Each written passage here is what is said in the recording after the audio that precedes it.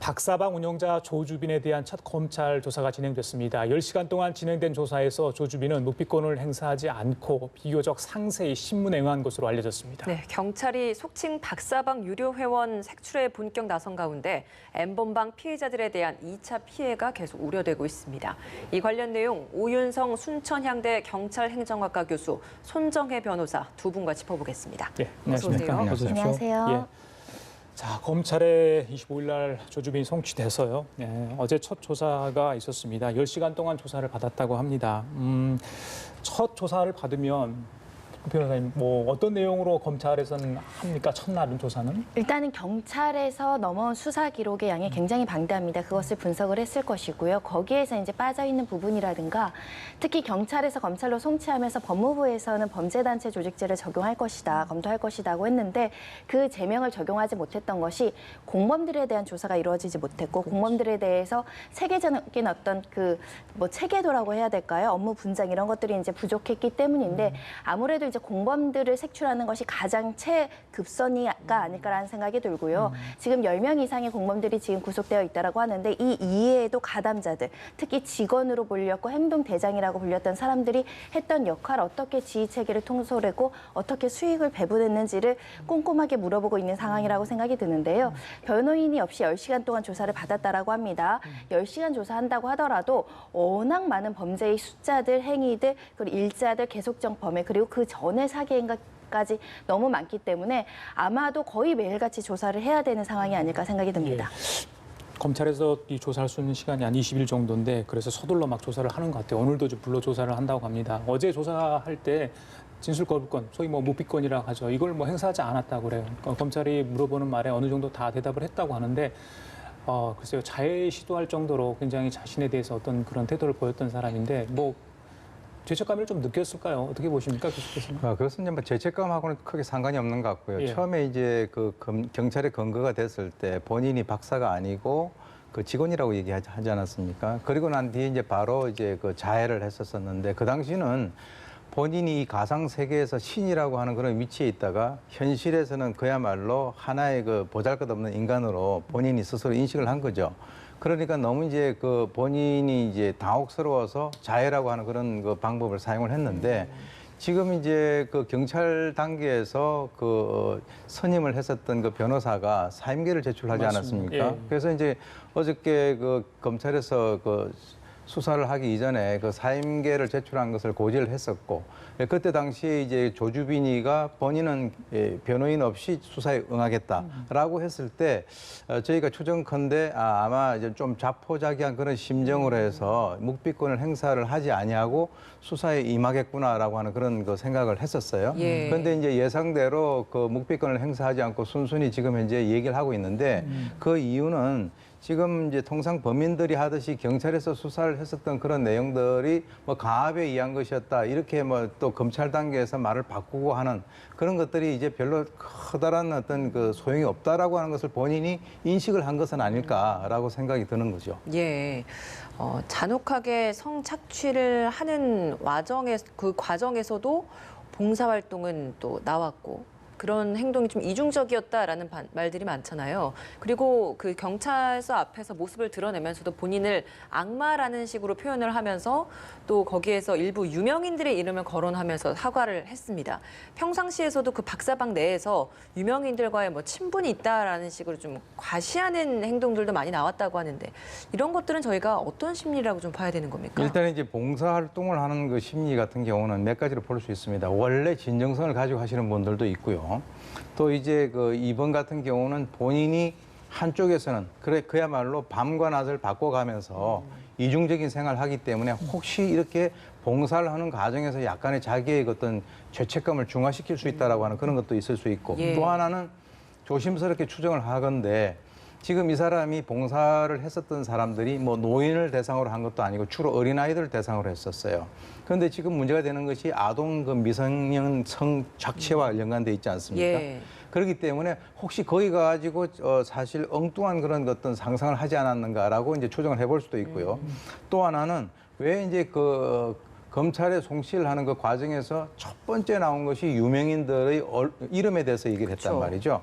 왜 작심을 하고 얘기를 했을까? 그것은 분명히 우발적으로 튀어나오는 것이 아니라 본인이 계획을 했을 것이라고 하는 것이 이제 충분한 증명이 될 수 있는 것이고요. 그것은 이제 본인이 디지털 성범죄라고 하는 것에 어떤 초점을 흐리기 위해서 할 수도 있고 또 하나는 비록 잡힌 몸이지만은 자기는 아직도 이 세상을 갖다가 뭔가 흔든다라고 하는 어떤 그 잘못된 그런 의식이 있을 수도 있어요. 그런데 예. 이제 제가 좀 문제가 되는 것은 예. 단순히 자기 과시에 의한 것인가 아니면 현재 모든 게 드러난 상태에서 뭔가 또 다른 어떤 메시지를 공개적으로 던지는 그런 어떤 그 제스처는 아닌가 하는 그런 여러 가지 것들이 이번에 검찰 그 수사 단계에서 명명백백하게 예. 밝혀져야 될 것으로 봅니다. 예.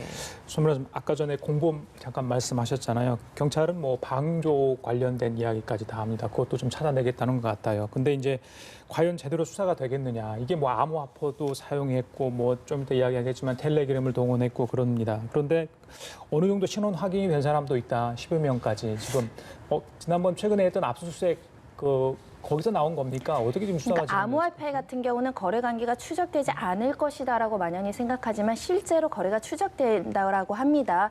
지금 우리 암호화폐 시장이 사실은 알려지지 않다가 제도권 내에 일부 들어와야 된다라는 논의도 많았고 그래서 실질적으로 행정당국하고도 여러 가지 조율을 하고 있는 상황인데 이번 사건에서 있어서 수사에 협조하겠다는 의견을 밝혔고요. 우리 국내 4개 이제 거래소가 있는데 그중에 3곳은 압수수색 절차를 통해서 어느 정도의 증거가 수집됐고 한 곳은 임의로 이제 수사에 협조해서 자료가 일부 확보됐다라고 하는데 예. 현재까지 가상화폐 거래 명세가 2,000건이 확인됐다라는 것이고요. 이 암호화폐를 통해서 전송하고 제3자한테 송금하려면 이 거래소에는 송금 기록이 남게 된다고 합니다. 이 기록을 역추적해서 이것을 보낸 사람을 찾을 수 있다라는 것이고요. 한계로 볼 수 있는 것은 뭐 주식 같은 경우는 장외 거래처럼 그 임의로 이제 제3자 간의 거래를 하는 경우는 한계가 있어서 못 찾을 수 있지만 실질적으로 아주 대규모의 송금 거래를 기준으로 해서 하나하나 점조직처럼 찾아 나간다고 한다면 상당히 암호화폐를 보낸 사람, 받는 사람을 추적할 수 있다라고 지금 경찰이 설명하고 있어서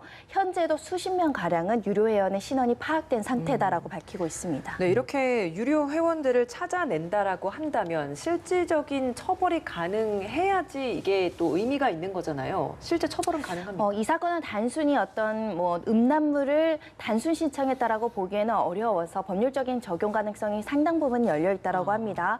가장 미약한 수준이 아동 음란물 소지죄. 그러니까 이 동영상을 시청하기 위해서는 다운로드 받아서 이걸 본 그 증거를 찾는다고 한다면 아동 음란물 소지죄로 이제 처벌할 수 있을 것이고 나아가서는 이렇게 유료 회원을 통해서 상당한 금액을 주고 이 채팅방을 운영하고 이 영상물이 올라오면 적극적으로 지지하고 소비하고 또다시 돈을 주고 이런 행동 자체를 이 방조범으로 처벌할 수 있고 아동 음란물 제작죄, 아동 음란물 배포죄의 방조범으로 처벌할 수 있다라는 법률 해석도 가능할 것이고요. 예. 지금 우리 검찰과 경찰이 지금 적극적으로 해석을 하려는 게 범죄단체 조직죄인데 이것이 조직적으로 어떤 체계를 통해서 운영해 왔다라고 한다면 일정 부분 이 조직에 가담해서 역할을 한 사람, 지금 조주빈이 어떤 직원 같은 경우에는 마약을 주고 일을 시키기도 하고 약자물 이용해서 협박해서 일을 시키기도 하고 그 암호화폐 그 돈을 받아오는 일을 시키기도 했다라고 하고 회원을 모집하게 했다라고 하고 여러 가지 이제 수법들을 쓰고 있다라고 하는데 그 중에 가담 여부에 따라서는 이 조직제도 검토해 볼 여지가 있기 때문에 이번에 한해서는 굉장히 적극적으로 법률 해석이 가능하지 않을까 생각이 들고요. 문제가 예. 되는 것은 성인 음란물만 일회성으로 잠깐 들어와서 시청만 하고 사라진 회원들 같은 경우는 신원을 파악하거나 법률 적용에 좀 어려움이 있을 수 있습니다. 알겠습니다. 경찰이 조주빈에 적용한 혐의가 12가지나 된다고 합니다. 추가 조사에서 어떤 게 나올지 좀 궁금한데 텔레그램 얘기 잠깐 교수님한테 여쭤볼까요? 네. 일반적으로 이 자료가 남지 않고 추적도 못하다는 인식이 이제 어느 정도 알고 있습니다. 근데 그걸 또 가해자 쪽에서는 역이용하고 피해자도 또 그 부분에 약점이 될 수 있는 부분이기 때문에 다 드러내지 못하고 그래서 이 텔레그램 문제가 많은데 수사하는 쪽에서는 이걸 어떻게 봅니까? 과연 정말 이 안에 들어가서 다 파악할 수 있을까요? 어떻게 보십니까? 지금 이제 텔레그램이라고 하는 것이 저희들에게 알려진 것이 뭐 일반인들에게는 사실은 처음엔 잘 몰랐었죠. 그런데 이제 정치인들을 중심으로 해가지고 비밀스러운 어떤 대화를 하고 그 흔적이 남지 않는다라고 해서 많은 일반인들은 텔레그램을 사용을 하게 된다면 내가 안에 들어가서 어떤 짓을 한다 하더라도 뭐 흔적이 남지 않겠구나 이런 생각들을 많이 하고 있었어요. 네. 그래서 이제 실제로 이 텔레그램을 이용을 해가지고 만약에 이런 어떤 성착취 동영상을 공유한다든가 하는 것에 대해서 그것에 대해서 처음부터 덤석 미끼를 물었던 사람들이 그런 생각을 많이 했을 거라는 그렇죠. 거죠. 그리고 이제 지금은 이제 조주빈이가 이 텔레그램뿐만 아니라 거기에서 뭐 미키라고 하는 그 다른 대피소로 VIP들 갖다 옮긴다라고 하는 그런 얘기도 있었는데 예. 점차적으로 이제 이런 것들이 그 강화가 된다는 거예요. 맞습니다. 그런데 이제 문제가 되는 것은 과연 이제 그 수사를 하는 사람들의 입장에서 이 텔레그램이라고 하는 것에 대해서 접근을 하기가 상당히 쉽지가 않다는 겁니다. 그 이유는 이 텔레그램의 서버가 해외에 있다라고 하는 그 이유뿐만이 아니고 이 텔레그램이라고 하는 회사가 전통적으로 이 어떤 뭐 마약 테러라든가 하여튼 어떤 그 종류의 그 범죄라고 하더라도 절대 협조를 해주지 않는 것으로 상당히 유명해 맞습니다. 있습니다. 예, 예. 그렇기 때문에 지금 이제 이 텔레그램에 대해 가지고는 저희가 추정컨대 최초에 나온 것은 여기에 그 가입해 있는 사람들을 역추적하는 그런 방식으로 수사를 갖다가 해 나간다라고 했었었는데 며칠 전에 그 강원도의 그 저기 사이버 수사대에서 한번 그 밝힌 바가 있는데요. 지금 이제 그 이 텔레그램과 연관해 가지고 그쪽하고 협조가 좀 이루어지고 있다라고 하는 그런 얘기도 있어요. 예. 그렇기 때문에 만약에 이제 그쪽에서 전폭적으로 협조를 해 준다라고 한다면 이 수사가 급물살을 타게 될 것이고 그러나 이제 저희가 생각할 때는 그것이 전폭적인 어떤 그 협조를 우리가 바라는 것은 좀 무리가 될 것이다. 그렇기 때문에 지금 현재 들리는 얘기에 의해서는 경찰이 이 텔레그램 수사를 한다 하더라도 아주 우리가 처음에 보통 이제 그 신고를 하게 되면은 지구대에서 우리 텔레그램 수사 못해요. 이런 얘기를 많이 했었거든요. 그런데 지금 이제 이번에 그 경찰청에서 이 그 디지털 성범죄와 관련된 그 수사본부를 새로 그 발족하지 않았습니까? 맞습니다. 그렇기 때문에 아마 이제 그 경찰에서는 나름대로의 어떤 노하우를 가지고 텔레그램 수사를 계속해 나갈 것으로 보고 있고요. 또 거기에 대한 어떤 그 일정한 성과가 어느 정도 이제 가시화될 것으로 그렇게 기대를 해봅니다. 예. 이번 이런 성음란물 유포한 혐의에 대해서 그동안의 판례나 이런 것들을 참고를 해본다면 굉장히 솜방망이 처벌에 그친 경우들이 많았습니다. 더군다나 이 N번방 범죄자 관련된 사람들도 이미 재판을 받은 사례들도 있었는데 켈리라는 그 N번방의 또 다른 운영자는 재판을 받았고 1년을 선고를 받았습니다. 초범이라는 이유 때문에. 그리고 검찰은 여기에 있어서 다시 항소도 하지 않았다가 이번 이 사태가 터지니까 다시 좀 수사를 해보겠다라는 상황으로 좀 태도가 바뀐 상황인데 이 부분에 있어서도 다시 한번 우리가 좀 돌아봐야 될 부분이 아닌가 싶습니다. 완전히 새롭게 다시 양형 기준을 설립을 해야 되는 문제가 있는 것이고 검찰, 법원 모두 내부적인 완성이 필요합니다. 지금 법원 내부에서도 그 관련된 양형 기준 너무나 상식과 동떨어지다라는 판사들의 내부적인 자성의 목소리가 나오고 있고 대법원도 이런 여론들이나 사회적 심각성을 의식해서 양형 기준 다시 정립하겠다라고 하고 있습니다. 근데 검찰에서도 마찬가지로 검찰 내부에서도 구형량을 하는 양형 기준들이 있는데 기존에 2년, 3년, 2년, 3년 이렇게 양형을 하다 보니까 예. 1년, 2년 또는 집행유예 이렇게 선고가 돼서 문제가 있는 것이고 켈리 같은 경우는 N번방에서 활동했던 제명으로 기소가 된 것은 아니지만 이 N번방 유사한 사이트들이 너무나 넘쳐나고 있다는 거죠. 동종 유사한 범죄로 재질이 굉장히 좋지 않고 다수의 피해자를 야기했음에도 불구하고 실형 1년이 나왔는데 검찰이 항소하지 않았다는 것은 검찰에서 이것이 적정하다고 봤기 때문에 항소를 못했던 겁니다. 그렇기 때문에 지금 항소심이 진행된다고 하더라도 불이익 변경 금지 원칙상 항소심에선 1년보다 더 높게 선고도 할 수 없는 상황이어서 다른 여죄를 수사해서 추가 기소해야지만 지금 더 높은 형을 선고할 수 있다는 점에서는 우리가 그동안 얼마나 범죄인들에게 관대한 형을 내렸는가. 더군다나 이 N번방 박사방에서는 기껏해야 최고형이 5년이고 대부분 집행유예다, 쫄지 말자 뭐 이런 식으로 서로를 다독이고 범죄자들의 공범의식을 강화했다는 것은 이걸 알면서도 우리 사회가 너무나 오랫동안 방치해왔다는 점을 명확하게 인식을 해야 될 것 같습니다. 예.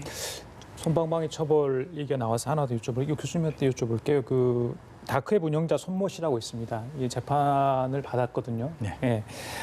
근데 다음 달 출소를 앞두고 있어요. 이거 미국에서도 같이 이제 사실 수사했던 내용인데 이게 벌써 재판을 받고 나오는 상황인데 1년 6개월 형을 받았는데 미국에서 15년, 영국에서 22년 공유한 사람도 같이 이렇게 됐어요. 그러니까 한국에서는 너무 형량이 적다.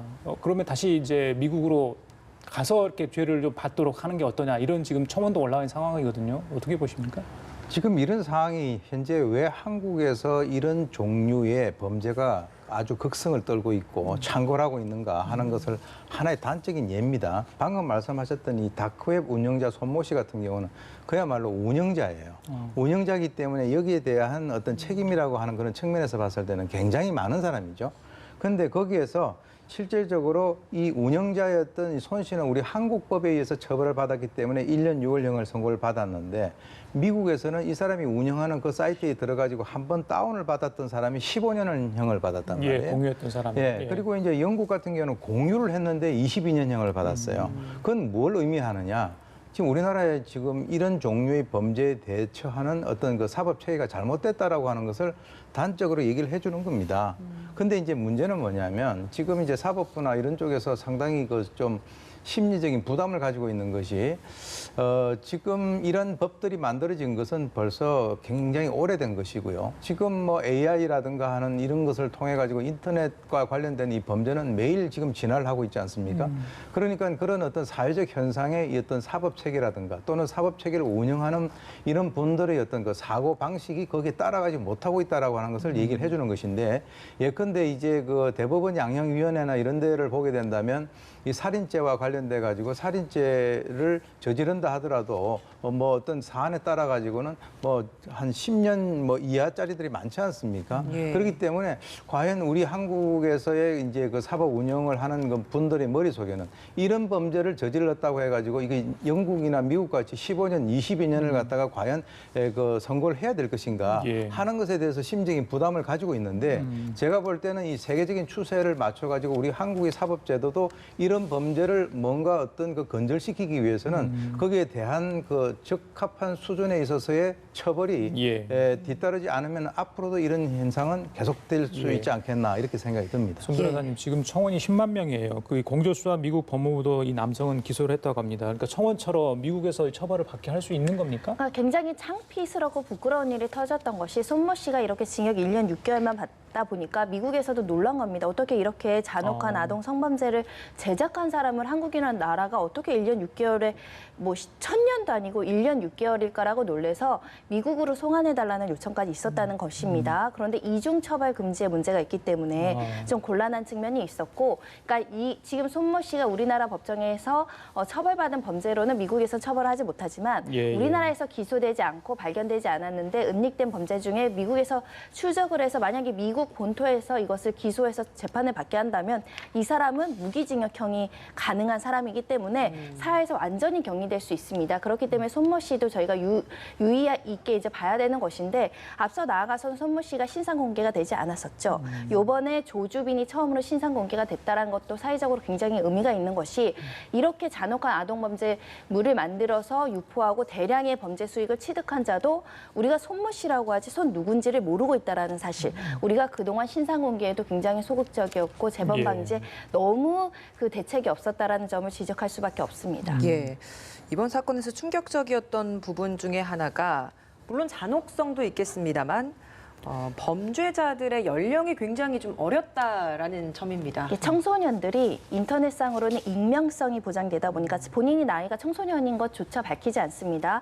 지금 드러난 태평현이라는 사람은 16살을 고등학생이라고 하는데 9,000명이나 되는 회원들을 거드리면서 내가 마음대로 방에 넣어주고 빼주고 내가 시키는 대로 하는 그 쾌감과 호기심에 젖어서 이렇게 모방 범죄를 했다라고 보이는데 온라인상의 범죄가 지극히 모방 범죄 가능성이 굉장히 많습니다. 비슷한 수법으로 회원들을 거느리고 그 이용물은 아주 쉽게 저장되고 보관되고 유포되기 때문에 또 다른 방을 만들어서 이 사람들을 집에 통제하면서 본인이 권력욕, 소유욕을 이제 발휘하다 보면 마치 내가 무엇인가 되는 것처럼 이렇게 사람에 대한 인격권을 침해하는 도덕성이 결여되기 굉장히 쉽다라는 것인데 예. 아마도 고교생이 운영한 이 이용 방 안에는 회원 중에 미성년자도 상당히 있을 수 있습니다. 그런 점이 굉장히 우려스러워서 오프라인 범죄보다 온라인에서 이뤄질 수 있는 청소년들의 범죄 행각, 이에 대해서 경각심을 주는 게 굉장히 필요한 시점입니다. 예, 16세라고 한다라고 하고 지금 이게 온라인상에서 이루어진 범행이다 보니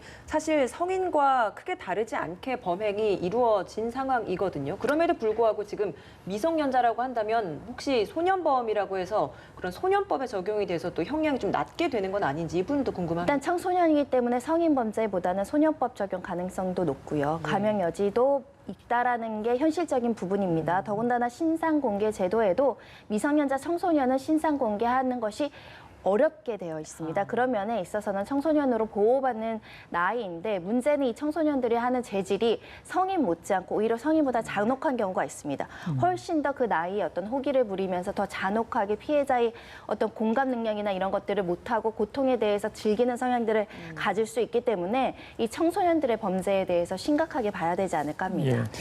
자, 그것도 문제인데 피해자들 글쎄요. 얼마나 고통이 크겠습니까? 2차 피해 공포가 커지고 있습니다. 보복이 두려워서 경찰에 신변 보호 요청도 한다고 합니다. 적극적으로 지금 경찰도 응해주고 있는 것 같은데요. 예, 어떻게 보십니까? 사실 이제 가장 커다란 것이 이제 이런 범죄가 발생이 되고 나면은 그 피해자에 대한 비난이에요. 많은 사회에서 이제 가해자보다는 특히 이제 성범죄 같은 경우는 가해자보다는 피해자에 대해 가지고 너 왜 그런 행동을 했어? 너 왜 그런 어떤 소지를 줬어라고 하는 그런 것들인데 사실 이제 그 극단적인 선택을 하는 그런 경우들도 상당히 많습니다. 우리나라뿐만 아니라 전 세계적으로 그렇습니다. 그런데 지금 이제 이 피해자들은 적어도 어떤 그 적절한 그 심리 치료라든가 이런 것을 제대로 받지 못하면 아마 평생 동안 정상적인 생활을 하기가 상당히 어렵지 않겠나 하는 생각이 들고요.